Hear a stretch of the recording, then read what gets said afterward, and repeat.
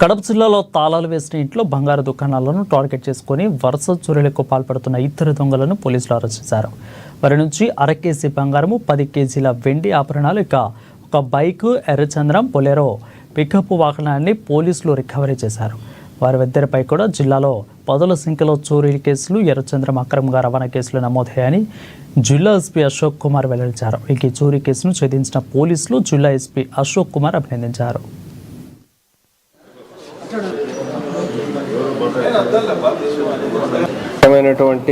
దొంగల బ్యాచ్ని పట్టుకోవడం జరిగింది.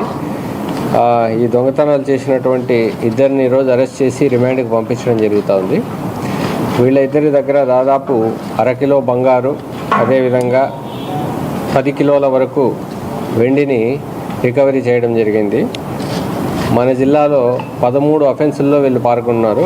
13 దొంగతనాల్లో పాల్గొన్నాడు. బద్వేలు, మైదుకూరు, బీకోడూరు, కలశపాడు ఇలాంటి ప్లేసెస్లో వీళ్ళు 13 అఫెన్సులు చేశారు. ఒక బంగారు నగల దుకాణాన్ని కూడా వీరు కొల్లగొట్టారు గత సంవత్సరం. దాంట్లో దాదాపుగా 9 కిలోల వెండిని, 200 గ్రాముల బంగారుని వీళ్ళు కొల్లగొట్టడం జరిగింది. వీళ్ళిద్దరి గురించిన వివరాలను మనం పరిశీలిస్తే, గుమ్మళ్ళ వెంకట సుబ్బయ్య అనే అతను అట్లూరు మండలం చలంగారిపల్లి గ్రామం